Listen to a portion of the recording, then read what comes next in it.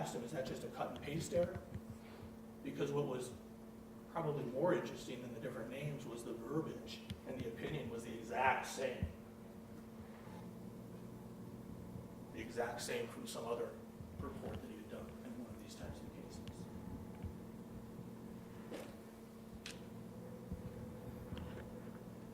He finally did concede one point when I was cross-examining him, and that was he admitted that if the defendant's description of events that led him to fire his weapon until killed Takaya Young were determined to be untrue,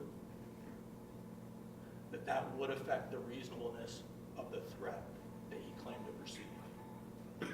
He did concede that point. And that's exactly what we're dealing with in this case, ladies and gentlemen.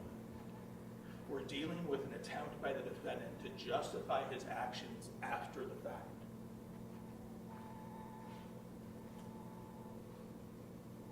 What did Kevin Davis not tell you? What did he not tell you? He didn't tell you what an actual reasonable, objective officer would have done.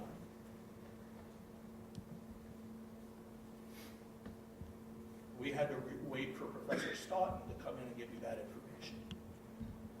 And there's been a lot of criticism of Professor Stoughton because he didn't testify as to the Graham factors that you should consider, or what Ohio law should be put into the jury instructions. But Professor Stoughton was very straightforward. He said, I'm not here to testify as to what the law that the jury should use should be. That's the judge's job. I'm here as an expert in policing and generally accepted police practices. If you want to ask me about that, you're going to get my answers. But I'm not here to tell the jury what law they should apply. He's very honest.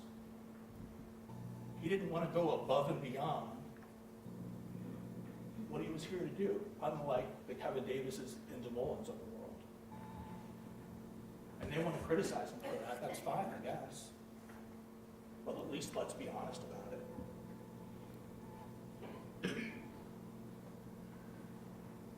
Professor Stoughton told you that in his opinion, the defendant's decision to move in front of Ms. Young's vehicle was unreasonable and not consistent with generally held police practices, generally accepted police practices.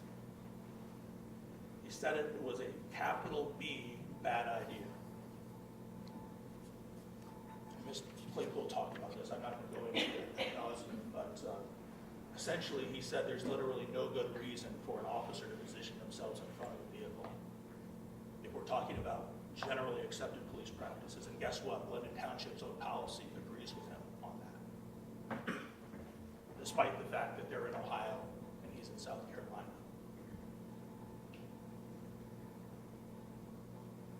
What else did Professor Stoughton tell us? He told us that just because a suspect leaves doesn't mean the investigation is over. There's other things that can be done, whether it's checking video or getting witness statements, trying to identify the person and going out and perhaps making contact with them and arresting them if that's what's going to happen at a later time.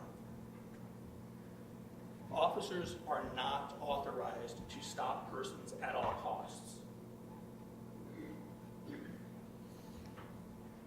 You're a police officer. You investigate the crime and you gather your evidence and you apprehend the person later if need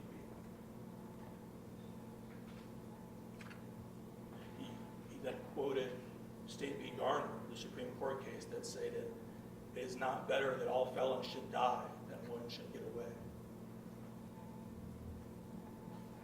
Officers have to utilize their training to make reasonable decisions, ladies and gentlemen. Reasonable decisions. This defendant did not do that.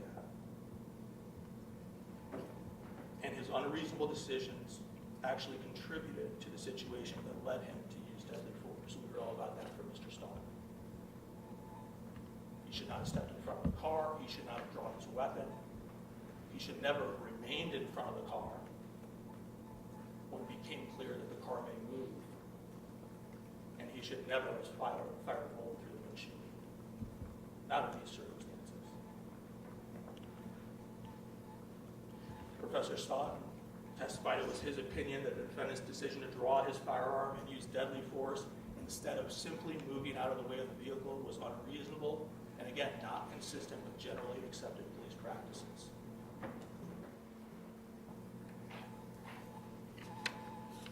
Now, the defense doesn't like those opinions. I get it. I understand why. And they try to, I guess, disparage him through the teacher reviews and things of that nature.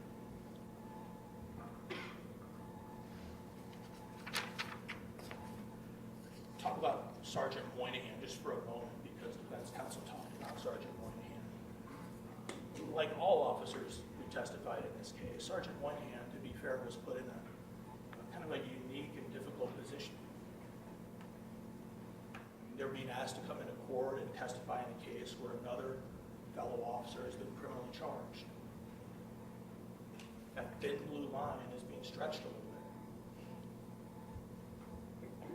bit. Many of them are from smaller departments with just a handful of officers, single digits, that work there, that back up Blendon Township on calls.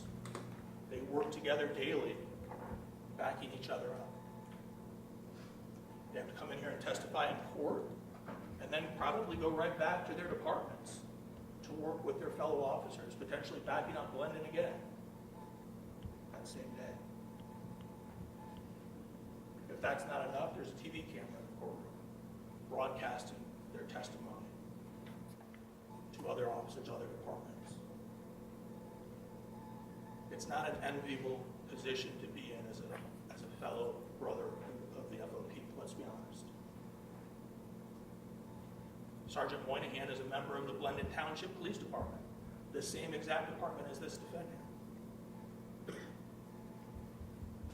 A department that has, I think we heard, single-digit officers employed there. He's a supervisor there as a sergeant. In fact, he was the defendant's own training officer for a while. He worked with the defendant, we heard, 3 days a week. He and the defendant together. I'm sure after he testified, he was probably going back to Blendon Township. He was in a difficult position on the witness stand in this case. He admitted the state had tried to reach out and speak with him, but that he had declined to speak with us through his FOP attorney. And that's his right. That's his right. So he came in and he testified for the defense. In his testimony, though, ladies and gentlemen, he said some very interesting things. We have to kind of slow down and think about this a little bit. Sergeant Moynihan had said that when the Kroger employee came out to the parking lot and told him that Miss Young had stolen something from inside the store, he felt, his words, duty-bound to investigate it. And he said, I knew it was a misdemeanor theft. It didn't seem like that big a deal to me at the time. He talked about telling Miss Young, ordering her to get out of the car, and telling her she wasn't listening to him, she wasn't doing that. And he talked about the fact that if Miss Young had just driven away and left, they would not have even been able to pursue her because of it just being a misdemeanor theft offense. He stated while he was on the driver's side of Miss Young's car, he recalled the defendant passing him on his left, what would be his left on the driver's side, and positioning himself somewhere to the left or front of him, but he wasn't exactly sure where. Sergeant Moynihan told us that he himself did not perceive Miss Young to be a threat at all. He didn't even have his weapon drawn. He stated that it surprised him when he heard the sound of a gunshot. He said, I wasn't expecting that. And he told us again, I didn't even have my gun out prior to the gunshot going off. Why are those statements important? It tells us that Sergeant Moynihan did not perceive Miss Young as a threat. And the fact that he was not expecting to hear a gunshot at all tells us that he was not perceiving a threat the likes of which would cause the defendant to have had a reason to fire his weapon. Sergeant Monohan also testified that after hearing the gunshot and seeing the defendant with the defendant's gun out, he said, I did the same thing, thinking I might have missed something. Thinking I might have missed something. Why are those words important? tells us that Sergeant Moynihan saw no reason to have his gun out, but that after the gunshot went off audibly, he pulled his gun out thinking he might have missed the reason why. I submit to you, ladies and gentlemen, that Sergeant Moynihan was surprised to hear the gunshot because he did not observe anything on that day that an objectively reasonable officer would have perceived as a deadly threat from Miss Young. He thought he missed something for the same reason. Now, we've heard, and you'll have the defendant's written statement with you in the jury room. And let's think about this. Who in this case has a motivation to perhaps lie, perhaps exaggerate about what actually happened in that Kroger parking lot on that day in August? Does the defendant have a motive to do that? If he can convince investigators or jurors that he was justified in his actions, might he avoid accountability? How many of us are really surprised that in his written statement he writes that he fired his weapon because he believed that he was in imminent danger of death? I don't think any of us are surprised to see that in the written statement. That's not a shock. What would you expect him to say, knowing that he shot and killed someone and terminated a pregnancy? But think about this. In order to believe what the defendant puts in his written statement, as well as the statements that he makes to Medic Atkins, you'd have to not believe what you see in the body worn cameras. You'd have to not believe what you see in the Kroger videos, because none of those videos support what the defendant says happened. There's been a lot of talk about hindsight. And it's interesting because the person using hindsight in this case, I submit to you, as the defendant. What do I mean by that? The defendant is attempting to justify his actions after the fact. He's attempting to tell a different version of events than what the videos show in order to explain his unreasonable use of force in this case. How? Well, after the shooting, we've talked about this, within less than an hour after the shooting, he's whisked away from that scene at Kroger and taken to Blendon Township Police Headquarters, where he meets with the medics. They're there to evaluate him of any potential injuries. And while being evaluated is when he makes that statement to Medic Atkins, which Medic Atkins documents in his, we call it a run report, medic report. Medic Atkins wasn't at Kroger when this happened. He doesn't know what happened. These are the words of the defendant. That he, quote, was thrown off of the hood of the car and onto the ground, end quote. When the car hit him. Those were his words. Now, the defendant knew that didn't happen. Why would he say that? Because he knows the person that he shot is seriously hurt and probably going to die. Don't know if he knew she was dead at that point, but we know it was pretty serious and he knew that. He knows he has to justify the choices he made and the shot that he fired. And that's the story he came up with at the time. But there's a problem. There's video. Not only body-worn camera from him, but also from Sergeant Moynihan, and there's also Kroger surveillance video. At the time he tells Medic Atkins his claim of how he was thrown off of the hood onto the ground, he hadn't seen that video yet, obviously. 2 months later, to the day, October 24th, 2023, the defendant submits his written statement to BCI investigators. And after these 2 months have passed, he's now got a different story. A new version of events, if you will. Why? He knows that no one is ever going to believe he's thrown off the hood onto the ground once they see these videos. So there's a different version. He uses different words. We no longer see being thrown off the hood onto the ground. We now see words like both my feet were completely off the ground and my waist was on the hood of the car and my body was being carried by the car as she continued accelerating. And my feet were no longer on the ground and the top half of my body was on the hood of her car. The suspect was trying to flee with me being carried on the hood of her car. Those are his words. In his second attempt, if you will, to justify his actions. But the defendant still has a problem. And that problem is, how is he going to get a jury like yourselves to believe that's what the video shows? Answer: hire experts. And you have your experts, and we've heard this term before, work backwards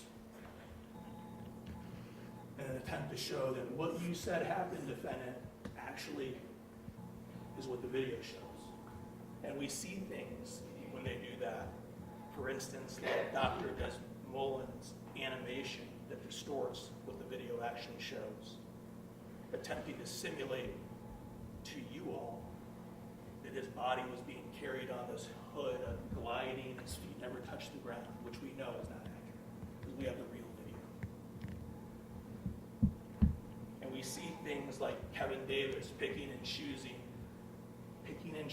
comments out of the defendant's own statement and trying to shoehorn those into the cherry-picked still shots that he wants to present to you, while totally ignoring other statements by the defendant about being thrown off the hood and onto the ground. We won't even talk about those if you're Kevin Davis.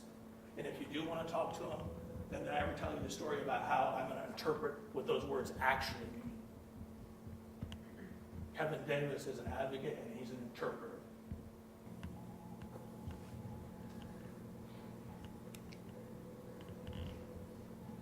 And then after you have your experts, you put the blame on the victim. You claim that she was committing violent offenses. Does the counsel want to approach?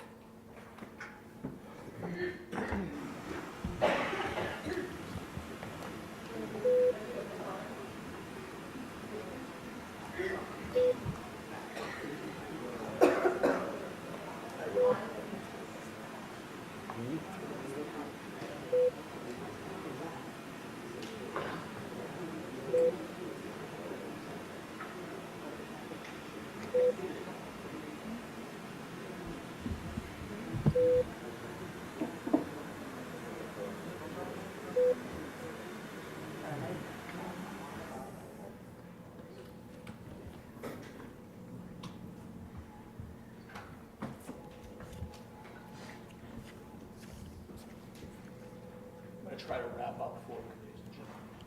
Let me wrap up by saying this. Homicide cases, by their very nature, are difficult because we always have one witness who can't come into the courtroom and walk up into this courtroom and take that witness stand and testify as to what happened. Takaya Young can't walk in here, and she cannot tell you what happened on that day in August. Takaya Young no longer has a voice in this case because of the defendant's bullet. But she still speaks to you through the evidence, ladies and gentlemen. She speaks to you through her activation of her turn signal.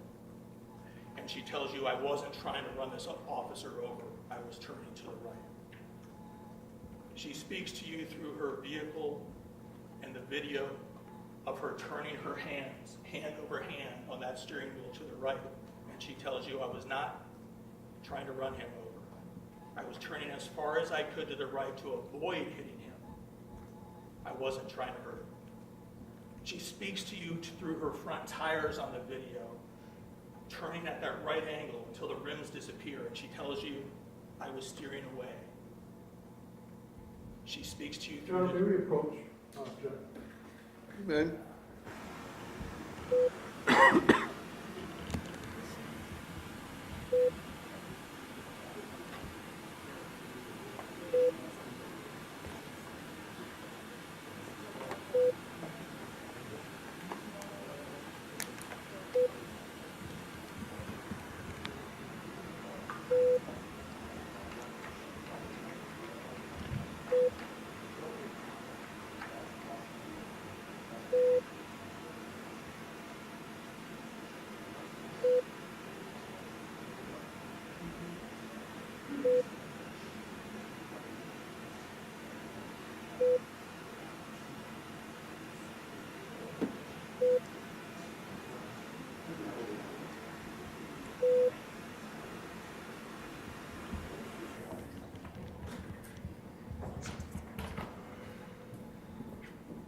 Thank you. I apologize, ladies and gentlemen. Takaya speaks to you through the slow roll of her car. Her inching forward, stopping, and then starting again, and tells you she's not accelerating towards him. I was moving slowly. She speaks to us through the wounds on her body.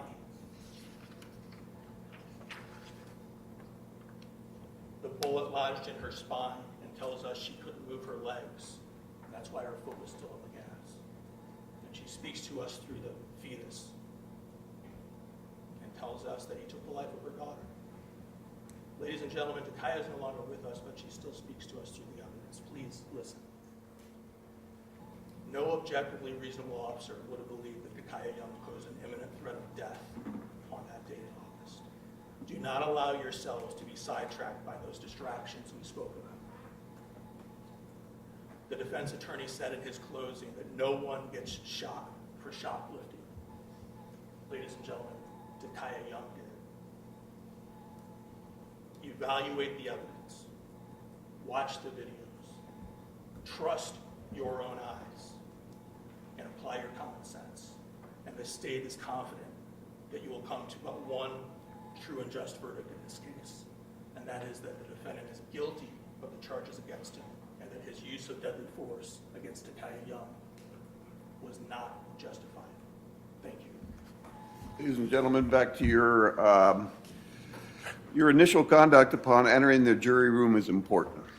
It is not wise to express immediately a determination to insist upon a certain verdict, because if your sense of pride is aroused, you may hesitate to change your position even if you later decide you are wrong.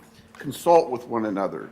Consider each other's views and deliberate with the objective of reaching an agreement, if you can do so without disturbing your individual judgment. Each of you must decide the case for yourself, but you should do so only after discussion and consideration of the case with your fellow jurors.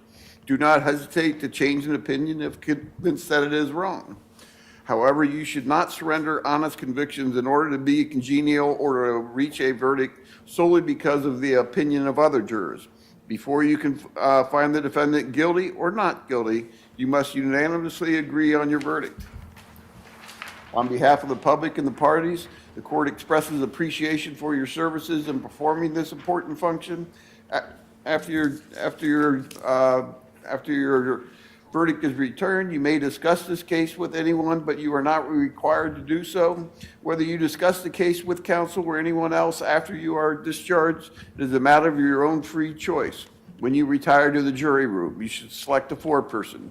The foreperson will be responsible for the exhibits and the verdict forms and return them to the courtroom. The foreperson will see that your discussions are orderly and that each juror has the opportunity to discuss the case and to cast his or her vote. Otherwise, the authority of the foreperson is the same as any other juror. Until your verdict is announced in open court, you are not to disclose to anyone else the status of your deliberations or the nature of your verdict.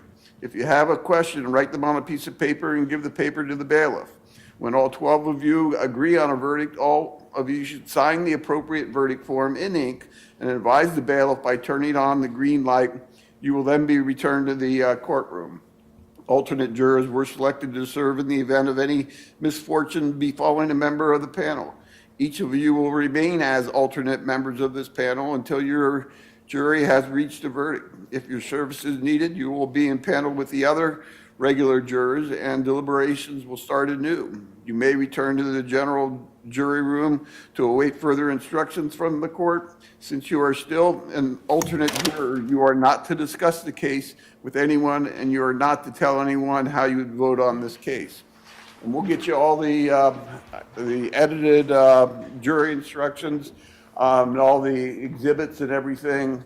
And because there's a firearm involved in this matter, I do not send the firearm with the ammunition back at the same time. If you want to see the ammunition, I can give you the ammunition. If you want to see the firearm, I can give you this firearm. All right. All rise. Very good.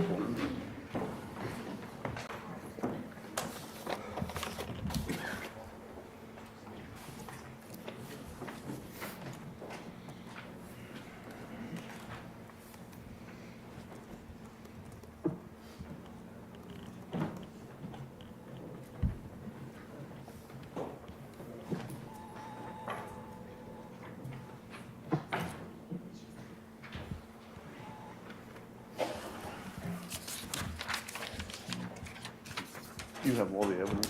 What's that? You have all the evidence. Your Honor, we need to put something in the record. All right, Unfortunately, everyone can have a seat. What's that? you ready? I'm ready. Unfortunately, Your Honor, when you have prosecutors that never prosecuted a shooting on a police officer case, Your Honor, this is where we're at.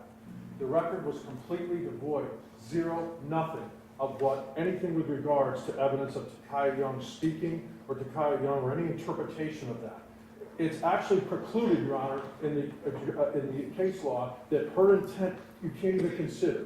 This court has ruled multiple times against them that they could not ask questions of Dr. Bauer and other people about the intent of our client or the intent of her, only what they observed. This was pre-planned, it was done, and unfortunately, I have to ask for mistrial because this was calculated and done knowing your rulings earlier, Your Honor. The case law is clear. If they don't know the case law, I'm sorry. I understand it's closing arguments, but in order to make an argument in closing, you have to have an inference from a fact that's in evidence. There's not one piece of evidence that goes towards her speaking or interpretation of her any type of speaking. To use that word, Your Honor, that crosses the line. They don't get immunity. They can't just say it's closing.